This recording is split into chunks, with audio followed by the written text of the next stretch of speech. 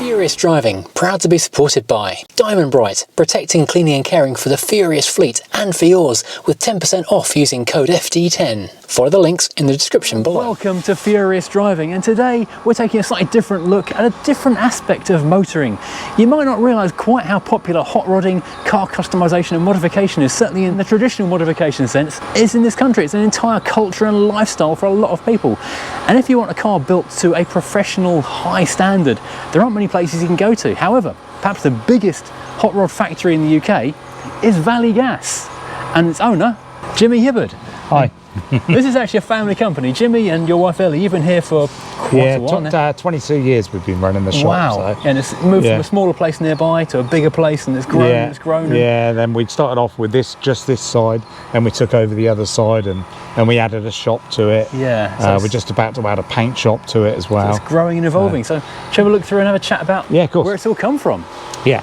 So you've been a hot rodder pretty much your whole life, I guess. Yeah. So yeah, when I was younger, my dad said if you want a bike, there's a dump down the road. Go and build one. Go and build one. So yeah, I used to build one. My dad was an engineer anyway. Yeah. So I sort of fell into it really. I saw a guy called Ken Brooks driving through in a chopped Wyvern one day, and I thought I need something. So then after that, I chopped a console outside my mum and dad's house, to my dad's disgust, thinking, why am I cutting the roof off a car? But yeah. So then from then on, that was it. It's grown and grown and grown. Yeah. Well, there's a couple of good examples of what I guess you call these traditional rods, wouldn't you? Yeah. So this is a Ford V8 Pilot. So what's this, 1940? Well, 52. Okay. Yeah. So yeah, this actually done the Paris to Peking rally, this car. Oh really? Wow. So it was absolutely battered to pieces. Yeah. It was so badly battered about. We can't show you at the moment because it's jacked up, but we've made the doors open, suicide at the back and normal at the front, so then it's got no pillar in it, so it's pillarless. Wow. So then obviously we've done tons of modifications. The wings are all been rounded more. So very, very subtle. So if you didn't know the car from stock, you might not recognise anything's been done, which is almost the genius of it in a way. Yeah, some people come in and they know it straight away, and then they look at the back of the car, because the back of the car, this part of it sits up more right, and then it has a spare wheel on it. But what we've done is we've made the boot open this way, and originally this boot would have hinged that way. Yeah, so it's a completely different thing now. And it was hinged down there, and these overriders, these would have been moved out so that the boot could go down, but we moved them in and put the exhaust through there. Oh wow, that's a nice touch. Yeah, so it's all sort of, little Art Deco-y looking. Yeah. And then we cut this, and then we moved that so it laid in line, so this was more in line with this. It's kind of like a sleeker looking thing, and it's and it puts people off because they don't really they know what a Pilot looks like, but not when they've done that. And that there, we've cut this wing off, and originally this wing would have went round and just round like that. So we've made it flow, and then we cut the bumper and pulled it round. And there's the tail lights just grafted in there. Yeah, that's incredible. Yeah, so what we want to try to do is end up making the car look like it's got no lights at all on it. Yeah. So this is going to be red anyway. So they'll be blended in and completely invisible. Yeah, definitely. Yeah. And that's amazing. We've I don't know whether we've. Yeah, so there's like a lovely Art Deco dash there. Oh, that's nice. Yeah. So we've made all the dashboard and centre console. It's got sat nav, GPS, it's air conditioning. It's got all the creature comforts. This is a really interesting build then. Yeah, it's pretty good. But this is lowered down, lower suspension, or it's lowered all round. So we've built brand new chassis, has a Mustang 2 front end. Oh, okay. Ford 9-inch rear. Yep. 4 bar, so 5 link. Yeah. What's interesting though is it's actually got a Jag V8 in it. Oh wow, that's different. Yeah, so it's fuel injected Jag V8. Yeah, because although in the UK we do have easy access to things like Chevy LSs, we've got other stuff like this which is more fun and more appropriate perhaps. We're not sure what we're going to do about the ECU yet, but we always figure something out. Yeah, we've done a couple of things with stuff like this, and we always figure it in the end. Yeah. So that's really cool. Yeah, and the lights in the end, so there's lights that are in there, look. Ah, wow, so pop-up headlights are... Yeah, so this will come out like that. That's incredible. Yeah, so we're just doing that so it's just there, look. panel, and the panel just comes straight out like that, and it's got some projection hydraulic lights. or electric or something? It's got like these little tiny actuator motors in it. Oh, okay. So we just power it by that in the end. Oh, that's brilliant. We haven't worked that out yet, but we're just in the process of doing that. So that's really clever. And people won't notice as well. This originally, so this bonnet would have been this much wider, and it came out to about here. That is incredibly subtle. So we cut it down, pulled it in, pinched it, and then we made this finisher. Yeah. And then we've made, so what I wanted was the front to go like that. Yes. So, So when customers come with an idea, do they come with a complete idea, or do you sort of direct them and guide them as to what maybe they want? So we're in a sort of a stage now where we've built so many cars now, people sort of trust us to come up with ideas for them. So I constantly throw ideas at them, and then some of them they take on, some of them they don't. Yeah. Some people have a clear view of what they want. The guy in this car, he just wanted, it used to have a Cortina front suspension So all he said I want is to add a V6 in it. Yep. So he said I want that gone, a V8 put in it, and I want a traditional style front suspension. So that's all we're doing. So we've made a new bulkhead. This is a car he had already and he just wants it updated? Yeah, and it had a Cortina back end in it. Right, So we put a 9-inch in it. So it's got, it's a bit more like an American hot rod now. Yeah. Instead of a British built hot rod. So, because there's some quite big differences between UK and US hot rods from the 70s and 80s. Similar looking maybe, but under the skin. Well, we didn't, in the UK, we didn't have, the body. So that one is a Jeff Jago body. Oh, okay. So it's plastic or fiberglass. Yeah. And Jeff Jago basically built the body from nothing. He didn't have a mould to take off it. Oh, really? He basically designed the mould from knowing the wheels were 15-inch. He then scaled the whole thing up. The whole thing out and... he didn't get it quite right. But from nothing, it's a pretty good approximation, isn't it? Yeah, and back then... is that or nothing? There's nothing. You either had that. So he'd done T-buckets and 32s. So there wasn't anything about them. And then you go to another body, like this body, which is a fiberglass body again, but this is taken off of a real car. So if you look, the bulkhead's correct, and the swage lines are correct. Everything's exactly millimetre perfect. So, and this is another company, Rodline, used to do these, but now it's owned by this another company. I'm trying to remember. I'll remember the name. It'll come back in a moment. So this is 32 Ford rails or an I-beam axle with hairpins. So this will be a more traditional build. So we build all our engines in there, and we'll have a look at that in a second. That's engines on the stand ready to start building. A clean room basically for engine building. So that's the traditional look, and then pickups have been incredibly popular the last couple of years. There's 3, 4 of them in here at the moment. Pickups are, they've always been a bread and butter for us. So the thing with pickup trucks, most people buy them and they see them. They see them online and that, and they see them on TV and that. But till you drive one, you don't realise how terrible they drive. Then they want them updated and made nice. So the first thing we do is end up putting a Mustang 2 front end. So this is on air. Yes. So this is flat on the deck. There's the airbags down there and it all. That's why the A-arms are all at the wrong pitch. So the Mustang 2 is our bread and butter, really. So that goes into most, well, not most cars, but it can go into any car almost. So that's got a Mustang 2 in it. That's got a Mustang 2 in it. The van's got a Mustang 2 in it. That's got a Mustang 2 in it. What, the Austin, or is it Morris? The Morris, that is, No, Austin, that's an Austin. So our bread and butter is putting those in. Because, everybody jumps in them, drives them. Oh, it's terrible. Brakes are awful, steering's awful. So we put that in, better brakes, better suspension straight away. Disc brakes, power steering, accurate steering, which is what you want. And then the build goes on. So this one here has got all that underneath it. It doesn't look much, but underneath it's like brand new under there. It's kind of not fake patina, but it's original patina. It's original, But the new chassis, well, it's a brand new engine, brand new gearbox, brand new 9-inch rear. Mustang 2 front end. What engine's it got in it? 350 small block. Oh, okay, It made 380 brake. Wow, okay. So See, it's a complete change, isn't it? You lift the bonnet up and it's all sort of patinaed and rat-looking and everything. Under the bonnet, pristine like new. Yeah, new radiator, you know, all new pipe work. It's got aircon in it. Yeah, that's a massive upgrade. Yeah. That's a real thing that classic cars without aircon, you don't realise how uncomfortable they are these days after you climb out your modern car to... Well, I think now everybody's got so used to it, they think that everything should have it. Yeah, so you kind of got to do it. Yeah. Got to squeeze it in.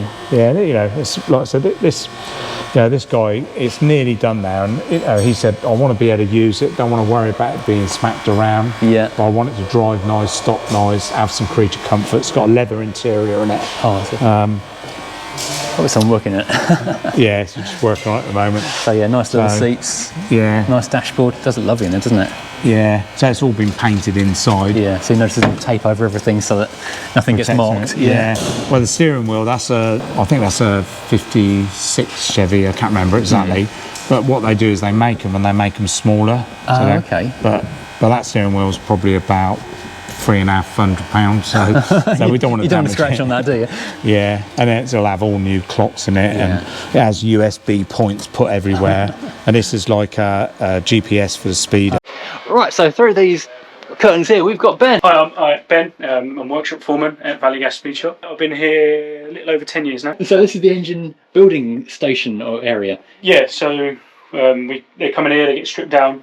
Yeah, it depends on the project, and the condition of their existing engine. Yeah. So if we deem their engine to be not worth spending the money on, it is a very equal balance on whether you go for a new blueprint motor or you know spend the money and build your own custom engine. We outsource the machine work, like the boring and grinding on the cranks and stuff like that. That all gets outsourced. So it's a very specialist thing in itself, isn't it? So, yeah, absolutely. But everything else, from gapping the rings to checking the bearing clearances and all that's done in-house. All the assembly. So this is a 350 Windsor, isn't it? It is, yeah. And that's going to go bigger capacity? Yeah, so you're going to stroke that to, it's high 300s. Okay, so significant upgrade. Yeah. Is that through bore and stroke or just? Yeah, bore and stroke, yeah. So that'd be quite big. What car's that going to go into? So that's going in, we've got a F100 out there. Oh, yeah. So it's going on air ride and he's going to have a manual gearbox. Nice, that'd be lovely. It'll be a cool bit of kit when it's done. Yeah, very nice, yeah. And that'll be what, air conditioning and fuel injection and luxury fast. Yeah, he's going to have it all. Yeah, so that's going to be one of our high-end builds. That sounds quite nice, actually. Yeah, and then we've got a little small little Chevrolet. Yeah. 350 cubic inch. That one vapor blasted because he'd left it outside. Oh. He'd actually had it done acid dipped a long time ago, and then he left it outside. Oh no! So under a cover, so we've had to bloody go over do it all again. Start fresh for him. So it'll be remachined in the bores and things. Yes, we put it in a light home, bring the balls back up after the vapor blasting and stuff. Yeah. It's going to be sort of middle of the range. It'll have a few upgrades. A nice cam and a nice inlet. Nothing ever really comes out of there without at least a cam and a few bits and pieces. It'll be far from stock, but it won't be the wildest thing we've built. What would be the most crazy thing you think you remember putting through the workshop? It's probably a tough call between Chris Brown's The Truckosaurus we built. And that was in Custom Car magazine, I think in the last issue, if you want to find a copy of that on Custom Car, whatever the website is. And that and Kelvin Helsdown's Oldswood built. Oh, what was that one? Yeah, it's got a big block Ford in it with a Pro Charger. Oh wow, okay, so that's pushing 4 figures. So that's a good bit of kit. So they're my two favourites that I've had my hands on. Right, so walking out the workshop, we've now come into what we call the finishing room. So you've got some of the really nice projects that are on the verge of being handed over. And we've seen some of these cars a couple of times. This one we shot for a magazine a couple of years back, didn't we? Yeah, well that was, it's been in Texas for 7 years. God, it was about 10 years ago then, I guess. Yeah, about 10 years ago. So I was trying to work out earlier when the first time I came down here was. It must have been 15 years back, I think. Well, we built that car in 2012. Wow, okay, yeah. So it's been living in, the guy we built it for, he sold it, and then it was a high-end car trader that bought it. It doesn't even advertise, this guy's from Ireland, and I think if you're in the money, you know where to go. It sold and went to Texas. It's been living in Texas for 7 years. And now it's back. Yeah, and the guy that's bought it now has been badgering for 5 years to try and buy it back. Oh, okay. Because he wanted it to stay in the UK. Yeah. And when it come back, it was just a bit of a sorry state. I think the guy that owned it was more like a line of his cars to show people. Yeah. And it never really got used. The windows had all seized up, and because it had electric windows on, and the engine had a small misfire on it. And then there was some body issues just down in the corner. So Texas flooded. Oh, right, okay. And basically it was a water line was up to here. Wow. So all the carpets were all mouldy and stuff. So quite a bit of work. So I should introduce this car really. This is the Viper Scepter. It is a Jensen Interceptor, which was rebuilt here, but with a Viper engine in it, a Viper V10. And a fair bit of, as you can see, body modification that was all done in-house, wasn't it? Yeah, originally it was done at the old shop. Yeah. And then we literally just done the last probably 6 months of it in this shop. So, and it used to have a different badge on it. So the new owner is very keen to basically make it, because it got sort of advertised to the press as the Viper Scepter. Yeah. And it used to have Seagrave on it.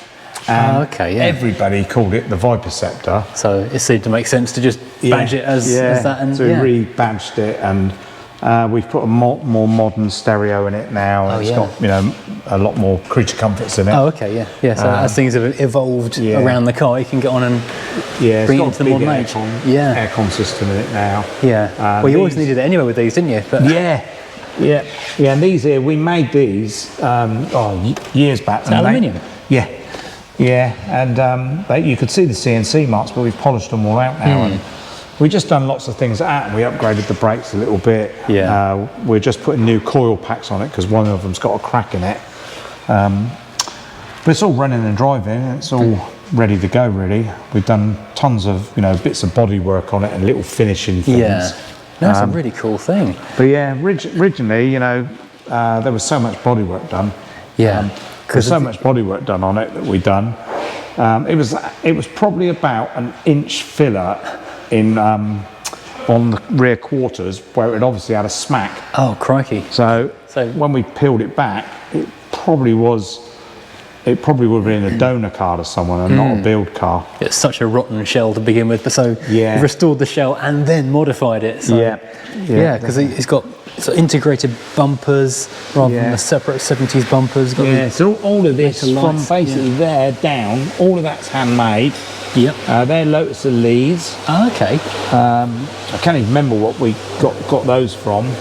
And then basically from, so it goes all the way, all of that's handmade, and then all of this is handmade because originally they didn't swell out like that. They went straight down. No, because the bumper was round there, wasn't it? Like a long tail of the bumper. And this is all metal as well. Yeah, all made in metal. And then the original arch would have went along and would have been like this here. And we pulled the arch right up, you can see, and then fabricated these arches. It's like a Hot Wheels car almost, isn't it? Yeah. Well, sort of brief from the customer was build a Jensen that if Jensen carried on the Interceptor, what it would look like today. And that's what we tried to create. So, and we did think that a lot of people would complain about, mucking, chopping one of these about because they're quite anal, the people that own these, and don't want to really... Don't like things changing. Yeah. But when we took it to the NEC when we first finished it, we had the Jensen Owners Club come over and said, really if Jensen was to have built this, they probably would have still been going as they were. Yeah. They just got so antiquated. Because it's almost like a sympathetic upgrade in a way, isn't it? So it does follow the ethos and the spirit of the car. Yeah, and then all this, we put this in. So this is all hand fabricated. Wow. So the seals are all hand fabricated. All this little cut into it. Yeah. Again, from there. All metal, no filler. All metal.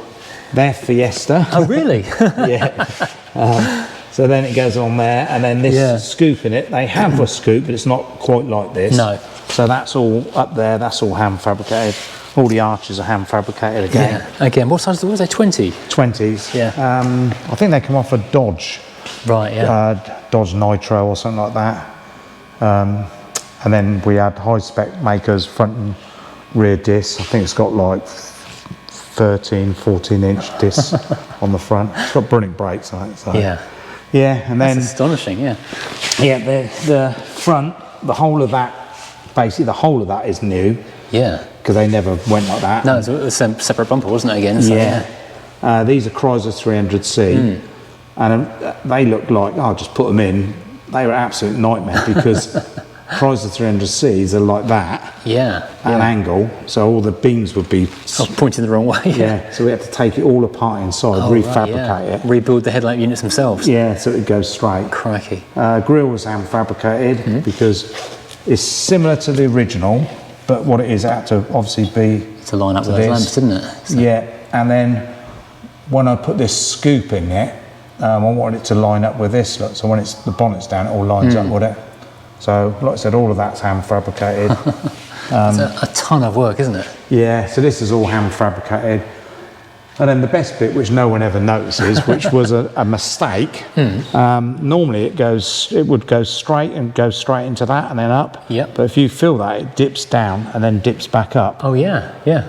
Little gully in there. Yeah. Yeah, and that was basically when I welded it all up, I hammered it all up. And it basically sunk there, so I just kept hammering it up and it kept dishing down. That's my favourite bit, that is. No one ever notices it, but it's my favourite bit.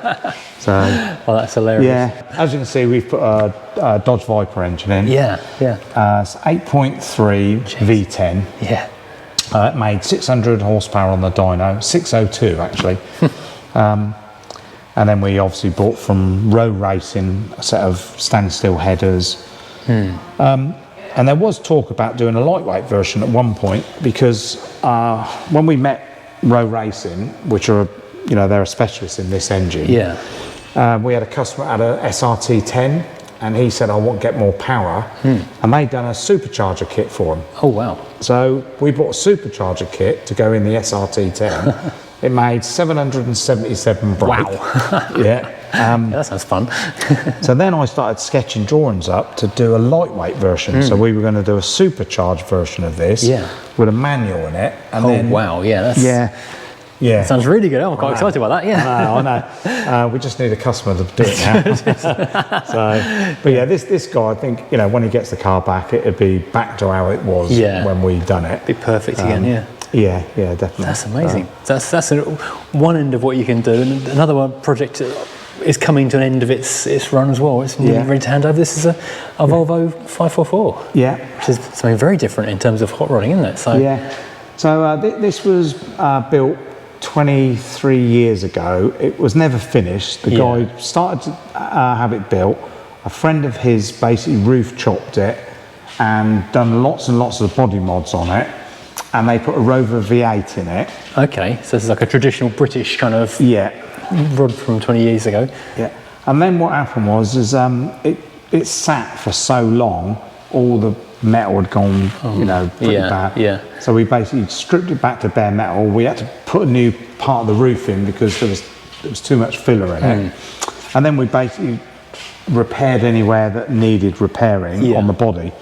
And admittedly, the proportions are brilliant. The guy's got the proportions. It's really good, doesn't it? There's a lovely slope on the back of it, isn't there? Yeah. So then what we've done is we've, upgraded all the axle because it's got I think it's a Volvo Amazon half shafts and stuff in it, and then there's a whole bunch of stuff done underneath to stiffen the car up. Yeah.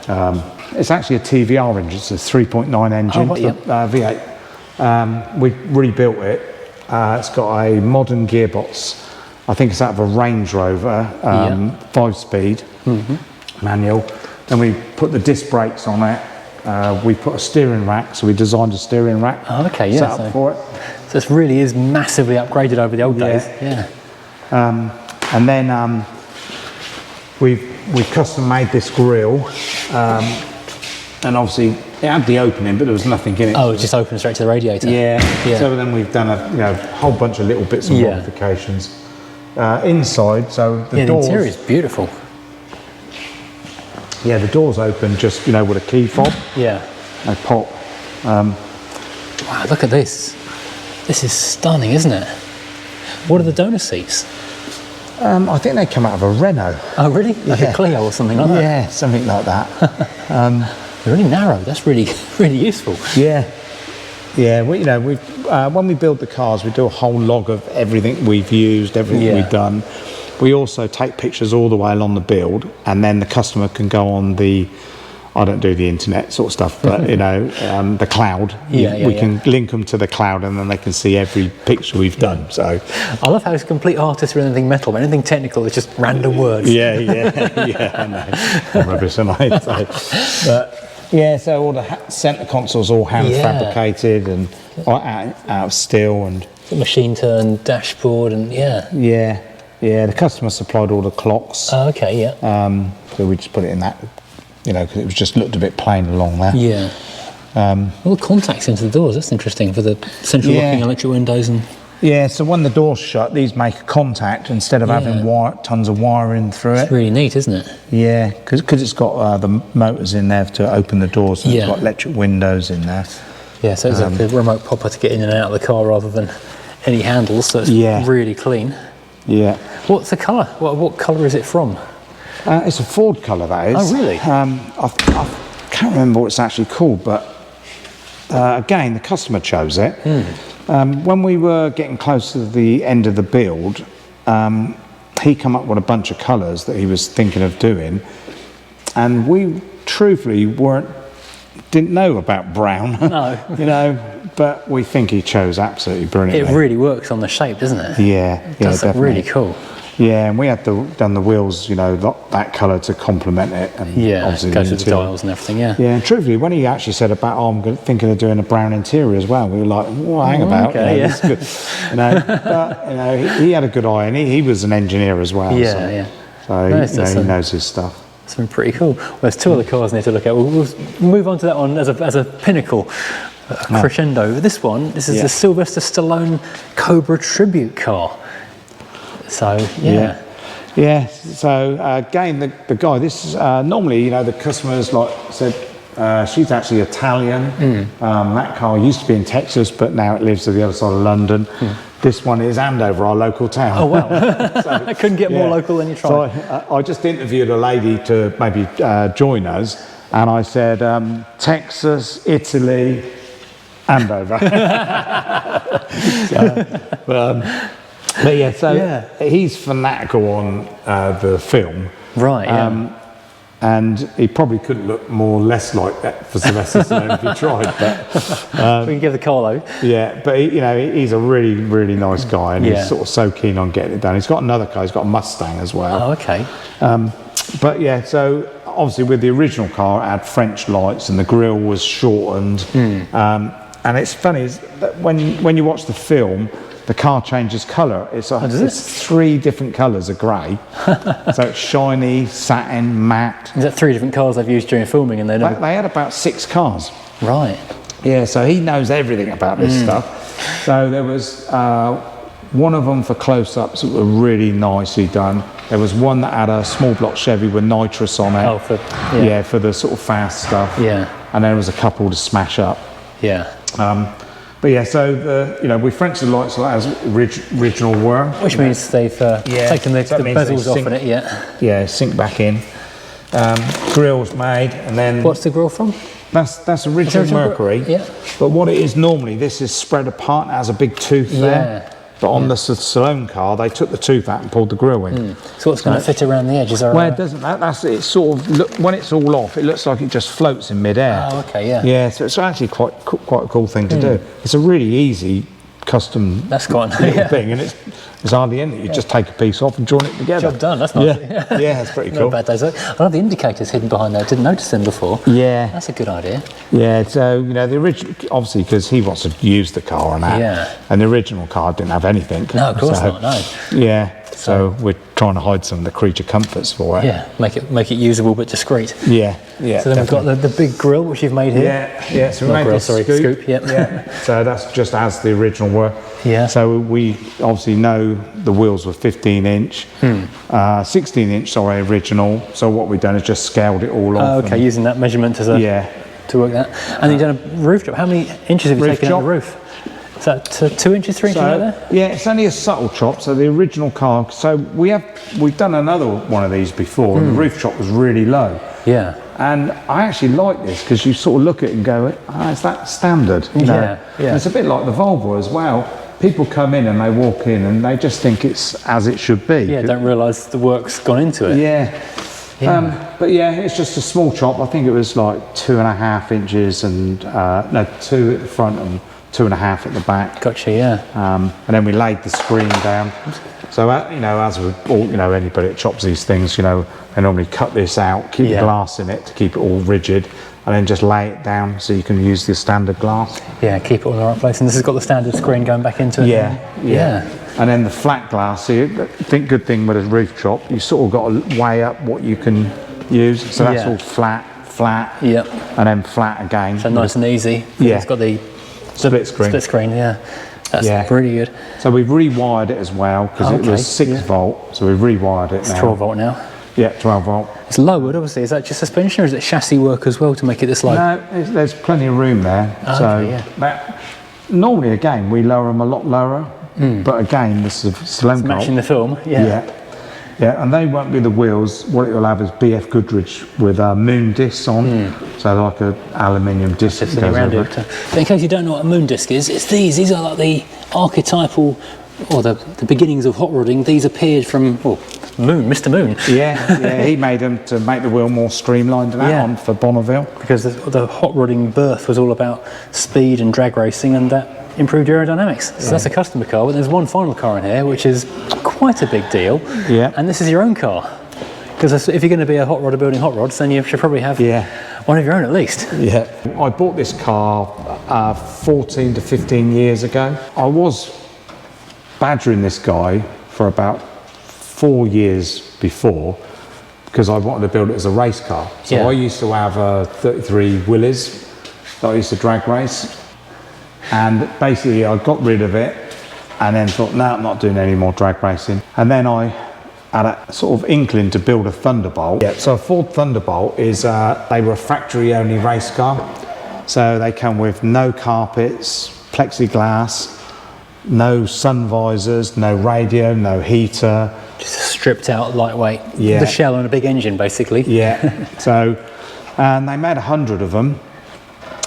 So I thought, okay, I wouldn't mind building one of those, and then couldn't buy the car because he just wouldn't sell it. And then a little while later, he decided that he was going to sell it. And I probably didn't actually want it because I had already started to do something else. So I bought it just thinking, okay, well, it's so cheap, I might as well buy it. So I stuck it by. It sat for probably 5 or 6 years in a barn. And then I ended up with a chance of buying a 427 side oiler crossbolt main. So they're a legendary engine. Yeah. AC Cobras, AC Daytonas. Yeah, the 427, it's the thing, isn't it? Yeah. And that's exactly what would go in a Thunderbolt. So suddenly you had... Yeah, I thought, hang on, well, I've actually got a Thunderbolt here. And things had moved on by then. I'd stopped doing drag racing and I started doing some circuit racing.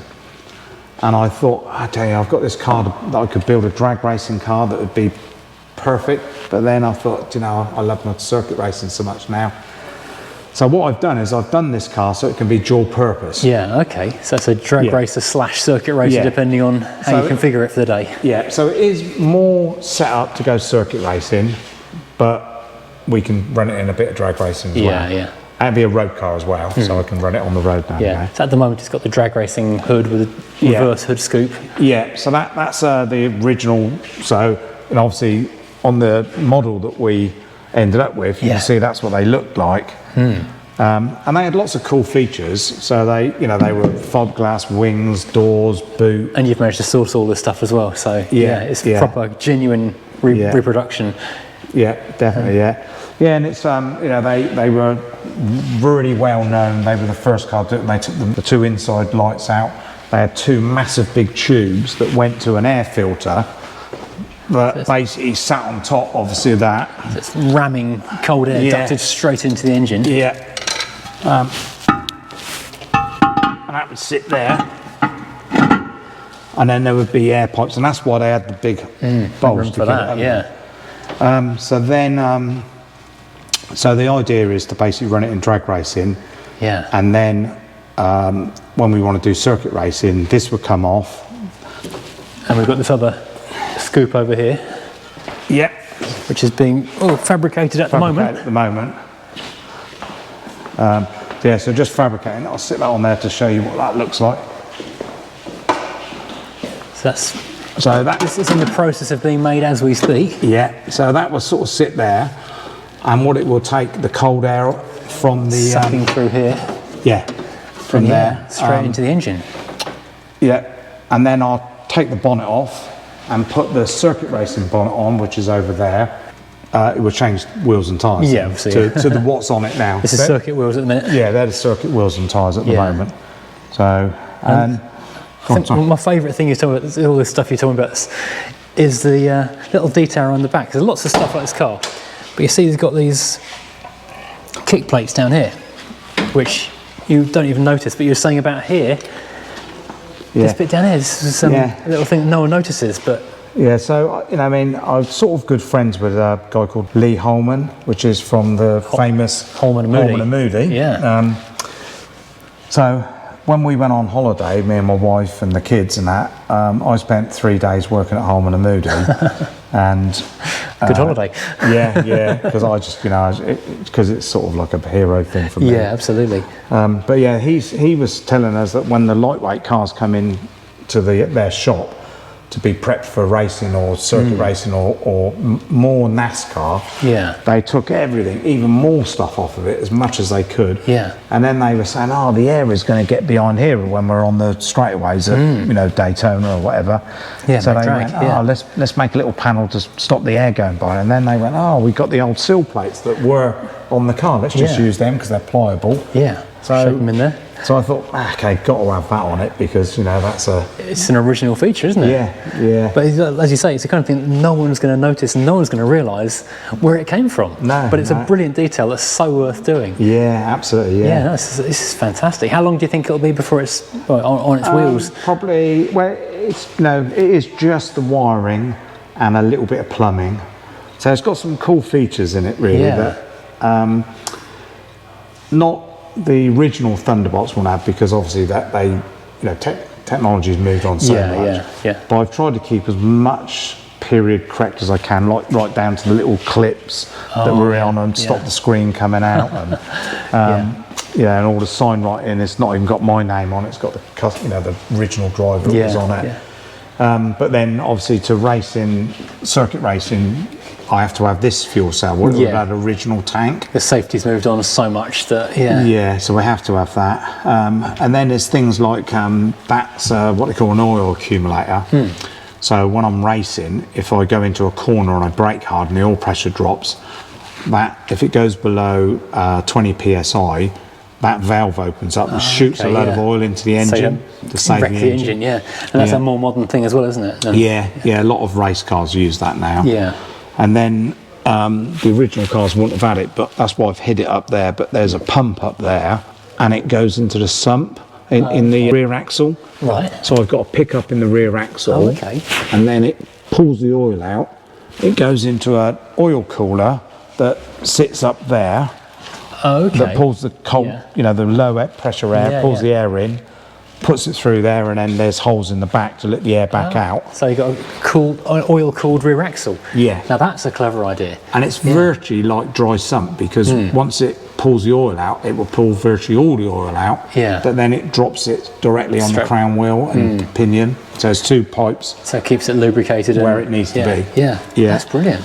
And the transmission is a manual. That's a Jericho 4-speed. So when you take off in first. And then from then on, you just smash it through the box. You don't need the clutch. Oh, okay, And that's also got a cooler, same setup as that. So it would be virtually like a dry sump gearbox. So we're just trying to gain every little horsepower we can get out of it. Get the most out of it. That's brilliant. This thing is beautiful. This is going to be amazing when it's up and running.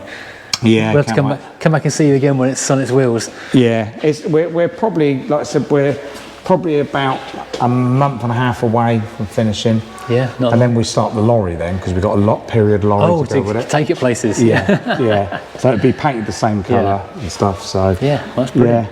And you know, there's lots of things that we sort of found about the car, because like Bob Tasco that built the car,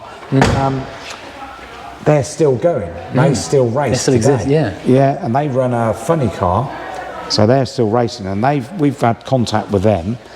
And then Bardell Engine Oil, we just thought that was an old oil company. Well, they're still around as well. Well, they are the biggest, one of the biggest oil companies in the US. Wow, so not just around there. Yeah, and they, in Europe, they have never entered the British market, which we're... No, never heard of them, so yeah. Yeah, you should definitely look Bardell Oil up. Yeah. Because they had some superb race cars, Hydra bloats with Allison aircraft engine in. Crikey, yeah. So we've contacted them. They came over to see the car, and we're in sort of talks to maybe sell their oil to motorsport. Oh, brilliant. Yeah, and they be their first UK agent. Yeah, and they supply every single ski lift in Europe. They supply all the lubricants for every ski lift in Europe. Wow. And they supply all the lubricants for the Eiffel Tower. Wow, okay, that's... Yeah, you just think... Who knew? He'd never heard of him. and my, the guy that because this is all done by hand. Yeah. It's so beautiful, isn't it? Yeah, Neil Milliard is so well known. When we were doing the car, we were both talking about this, saying, I've never heard of this oil company. I've seen it on cars, but never heard of it.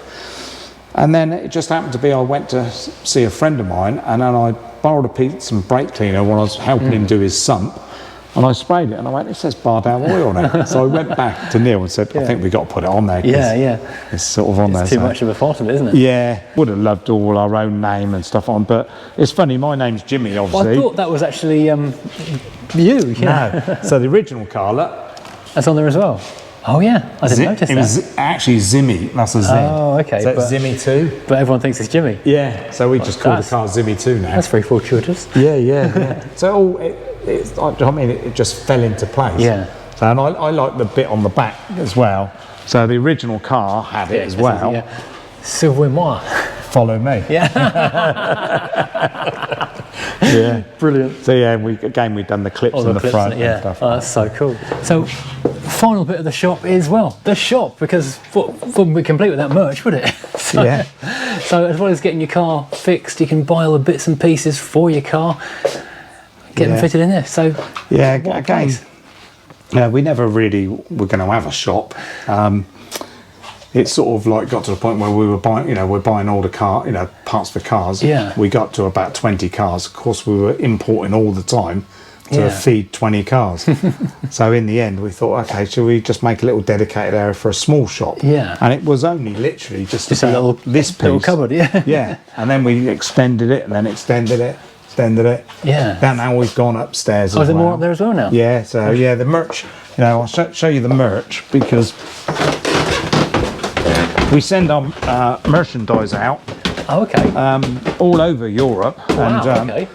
There's a lady in the States. She normally has about 10 T-shirts at the start of every year. Oh, really? She wears them all for year her family. Oh, so it goes upstairs as well, and then we just normally that's full up with T-shirts. But obviously it's the end of the year now. So we sort of extended. And we're going to extend again now. So this. Oh, really? Yeah. So this wall will be moved back. Oh, okay, and make room for even more. And it'll go back even further. Oh yeah, stock on the floor, waiting to get restocked.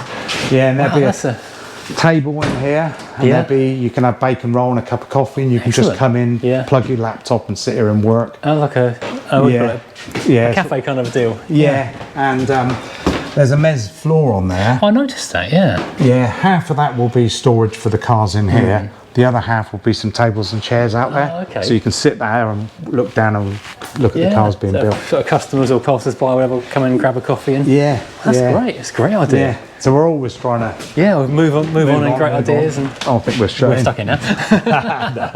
No. This is amazing. I love these jackets. Yeah, that sounds. There's always something. Whenever I come here, there's always something I think, I fancy that. Oh, thank you, Jimmy. This has been fascinating. So thank you. This really is. So hot rodding might seem like a niche thing, but it's absolutely vast in this country, and you might just not notice it, but it is there. And so I've been coming here for 15 years, I think, maybe more, for taking photos of your builds. The Jensen is like a prime example, isn't it? Yeah, and that's nowhere near the first one. No, you're a bit out time-wise there. Yeah, I know. But truthfully, when it turned back up and we read the plaque, we couldn't believe it was built in 2012. No, I'm surprised at that as well, to be honest. Time flies. But yeah, so if you've got any hot rods or modification stuff on older cars to come and look at, then have a look at Valley Gas, valleygas.co.uk, isn't it? Yeah. We do classic cars and American cars. Yeah. But it's all sorts really. So if it needs modifying, we can do it. Yeah, engine work, body work, name it. Yeah. Yeah. And paint shop coming soon. Yeah, paint shop coming soon, and then we should be circuit racing. So we built another circuit racing truck that's done really well. So we're starting to get into the circuit racing side of it as well now. Brilliant. You never stop, do you? No. Try not to. Oh, cool. Brilliant. Thanks, Jimmy. I've taken enough of your time. Okay. We'll see you again soon. Thank you. Take care. Bye-bye. Thanks. Bye.